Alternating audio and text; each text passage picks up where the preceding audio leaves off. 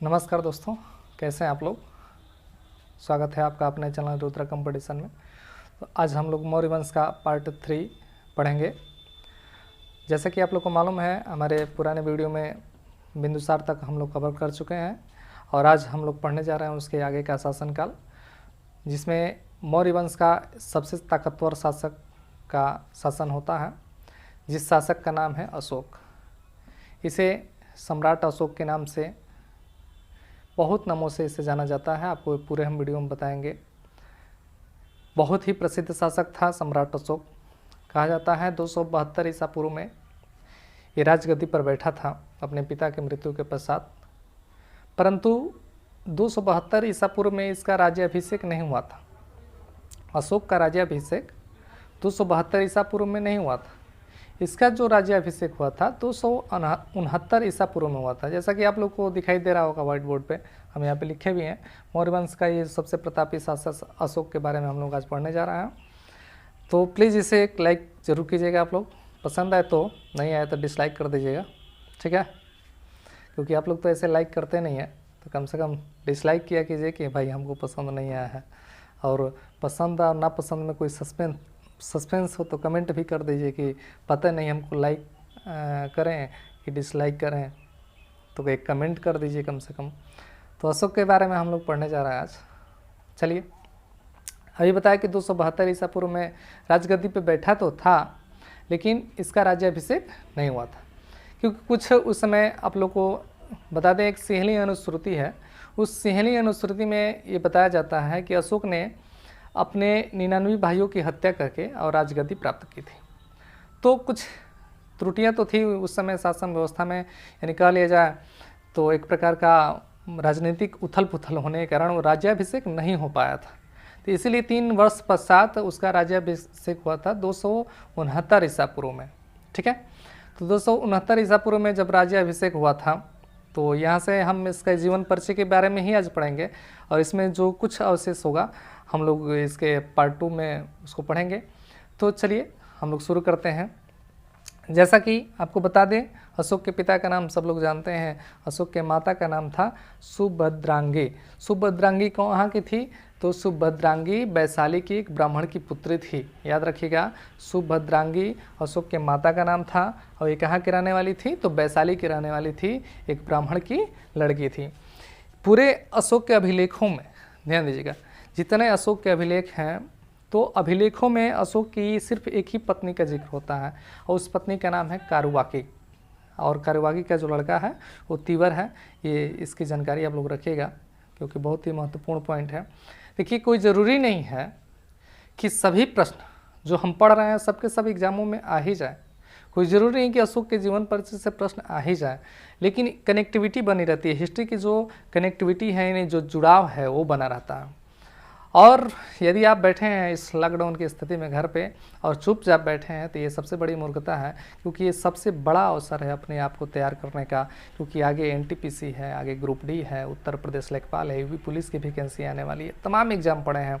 और यदि आप घर पर बैठे हैं चुपचाप तैयारी नहीं कर रहे हैं, तो सबसे बड़ी मूर्खता है ये आपकी। तैयारी में लग जाइए आप लोग। और यदि आप नए हैं हमारे चैनल पे, तो चैनल को आप सब्सक्राइब जरूर कीजिएगा। तो अभी बताया आपको कि अशोक के पिता का नाम बिंदुसार था, जो मौर्य वंश का दूसरा शासक था। चंद्रगुप्त मौर्य का मतलब पिता, सॉरी लड़का, और बिंदुसार का लड़का अशोक था। अशोक कहा जाता है जब बिंदुसार की मृत्यु हुई थी, तो उस समय हम कल के वीडियो में आपको बताए थे कि अशोक उस समय उज्जैन का राज्यपाल था। जिस समय बिंदुसार की मृत्यु हुई थी उस समय अशोक कहाँ का राज्यपाल था?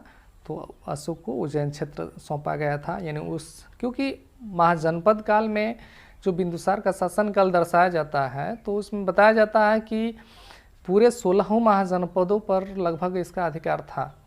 कई कई किताबें में दिखाया गया है कि पूरे वहाँ जितने उसके विजित क्षेत्र थे चंद्रगुप्त मौर्य के, उसको भी विस्तारित किया था। तो पश्चिमोत्तर भारत से लेकर यानी पूर्व भारत में, दक्षिण भारत में टोटल जगह इसका शासन व्यवस्था था। तो जिस समय बिंदुसार की मृत्यु हुई थी उस समय उज्जैन का शासक, उज्जैन का जो गवर्नर बनाया गया था, जो राज्यपाल था, वो कौन था? अशोक था। उसके बाद अभी बताया कि अभिलेखों में इसकी सिर्फ एक ही पत्नी का उल्लेख मिलता है, कारुवाकी का। और कारुवागी का पुत्र कौन था? तो कारुवागी का पुत्र तीवर था। लेकिन और साहित्यिक साक्ष्यों के जैन ग्रंथों और बौद्ध ग्रंथों की बात करें तो अन्य ग्रंथों में इसकी 2 और अन्य पत्नियां भी थीं, जिसका नाम अभी आपको बताएं, एक असंधिमित्रा थी और दूसरी थी नागदेवी। आपको बता दें, जब अशोक कलिंग के युद्ध के बाद, चूंकि इसमें हम चर्चा करेंगे कलिंग के युद्ध के बारे में, तो जब धर्म प्रचार के लिए इधर उधर अपने जो भी जितने भी मंत्री थे या जो भी राजदूत थे या जो भी उसके शासन के अंग थे, उसको बौद्ध धर्म के प्रचार के लिए जब इधर उधर भेजता था, तो उस समय अपनी पुत्री और अपने पुत्र महेंद्र और उसकी जो पुत्री थी संघमित्रा, उसको भी बौद्ध धर्म के प्रचार के लिए श्रीलंका भेजा था अशोक ने।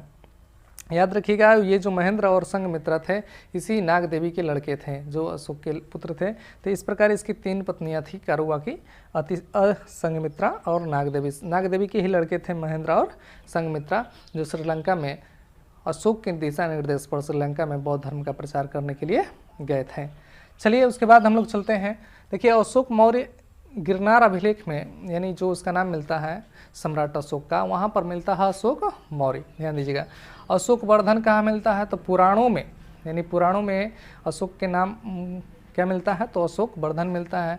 प्रियदर्शी, कहीं कहीं प्रियदर्शी भी इसका नाम मिलता है। जैन ग्रंथों के हिसाब से चला, बौद्ध ग्रंथों के हिसाब से तो प्रियदर्शी भी नाम मिलता है।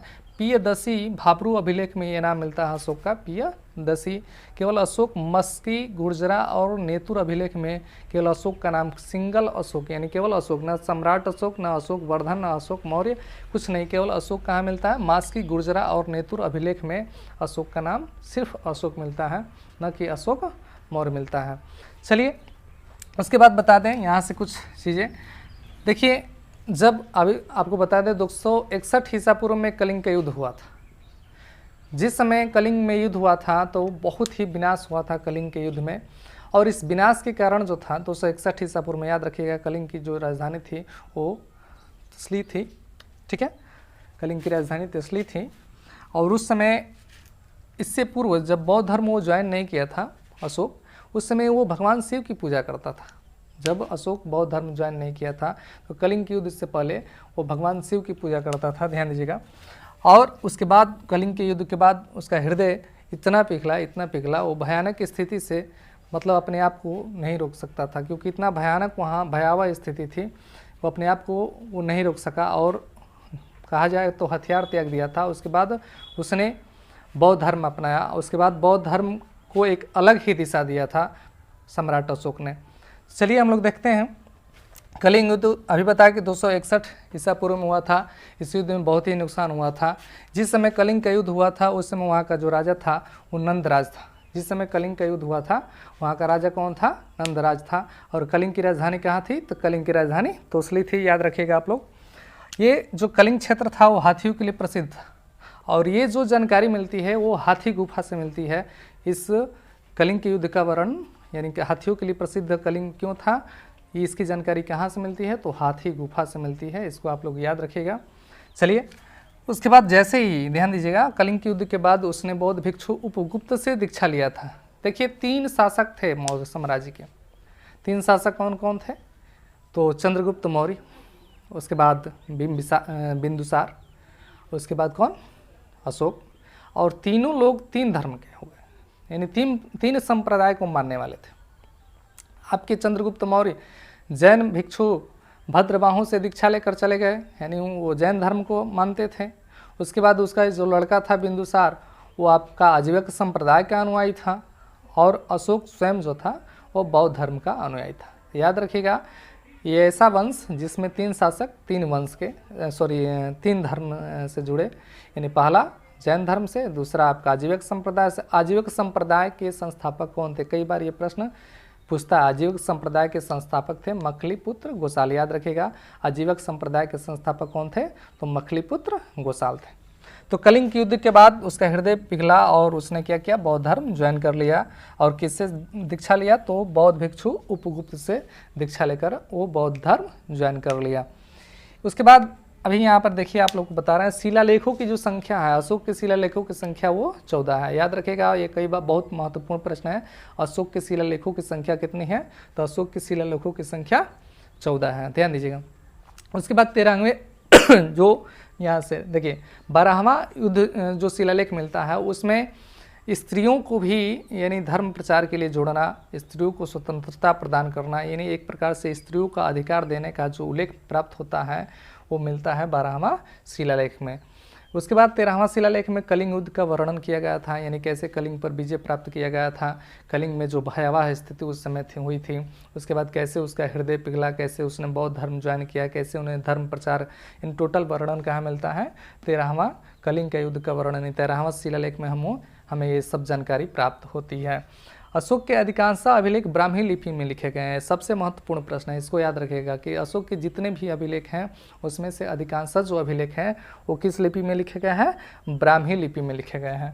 उसके बाद कह रहा है कि 2 शिलालेख मानसेहरा और शहबाज गढ़ी, ध्यान दीजिएगा, मानसेहरा और शहबाज गढ़ी ऐसे 2 अभिलेख हैं जो खरोष्ठी लिपि में लिखे गए हैं। और आप कमेंट में इसका ज़रूर जवाब दीजिएगा कि खरोष्ठी लिपि किस विदेशी लिपि का परिवर्ती रूप है, ये आपको जवाब देना है। यदि वीडियो आप यहाँ तक देखते हुए आए हैं इसका मतलब कि आप मेहनत कर रहे हैं, तो इसका जवाब भी ज़रूर देते जाइएगा। नहीं जवाब मिलेगा, मालूम नहीं होगा, आप कहीं से सर्च करके जवाब दीजिएगा, लेकिन जवाब जरूर दीजिएगा कि खरोष्ठी लिपि किस विदेशी लिपि का एक परिवर्ती रूप है। तो इसको ज़रूर आप देखिएगा, ध्यान दीजिए। उसके बाद अभी बताया सिंहली अनुश्रुति के अनुसार ये माना जाता है कि अशोक अपने 99 भाइयों को मार करके राजगद्दी पर बैठा था। तो मित्रों इस वीडियो में बस इतना ही, इसका अगला पार्ट जल्द अपलोड करेंगे। और यदि आपको वीडियो पसंद आए तो प्लीज़ वीडियो को लाइक ज़रूर कीजिएगा और कमेंट करके ज़रूर बताइएगा आपको ये वीडियो कैसा लगा। धन्यवाद, जय हिंद।